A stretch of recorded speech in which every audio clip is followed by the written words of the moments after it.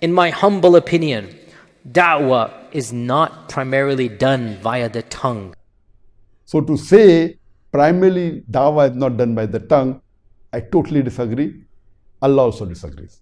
Even if somebody argues and says, okay, the actions are more important, I'm not here to debate. But to say that by tongue, dawah is not done primarily, it's totally wrong. There can be one or two primary things. According to me, it's the most important. No one can ever disagree that dawah should not be done by tongue. It's the first time I'm hearing this, that someone is saying that. Tongue, via intellectual arguments, via solid, logical, rational debate. It doesn't done that way. It's not done that way. I was impacted by Didat. Zakir Naik is somebody I consider to be a friend. I was with him many, many times. But the brutal fact of the matter is those tactics did not convert hundreds and thousands of people. That's just the fact. And further, our brother says that I was impacted by Sheikh Didat. Zakir Naik I consider to be my friend, and I am his friend.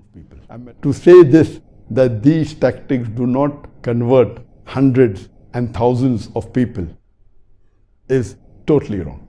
Because I can give Shahada personally, more than 200 people directly, I know, who have accepted Islam because of Sheikh Didat. So how can you say that these tactics do not convert hundreds and thousands of people?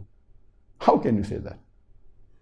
I'm sure the brother may not be aware of Sheikh Didat. So we need to overcome this issue of da'wah being an intellectual exercise, of da'wah being a rational argument, of knowing how to respond to these debates. No. People. Can be possible that this guy, he was not able to convert because of logic and reason. So that's his reasoning. But you can't say in general. He should have said that when I spoke with reason, logic, no one accepted Islam or few people accepted Islam, I've got no problem. But to say in general, taking the name of Sheikh Didat and saying these tactics don't convert hundreds or thousands, it's totally wrong.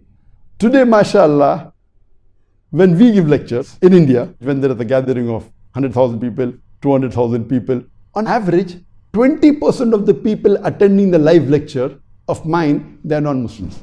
So imagine if there's a gathering of 100,000 people, 20,000 are non-Muslims. 20,000!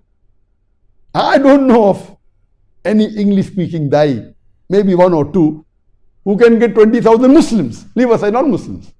So how can you say it does not attract the non-Muslims? How can you say that? So via the satellite, via the Facebook, via the YouTube, the numbers are huge. The last debate that I had was with Sri Ravi Shankar.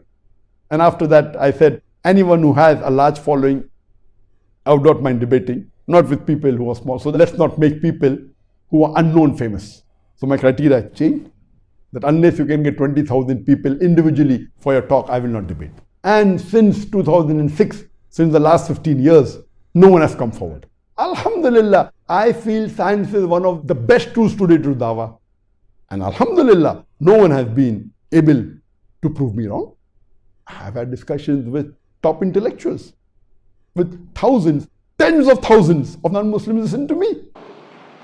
And there is a scientific thing that you eat pig and you behave like pig.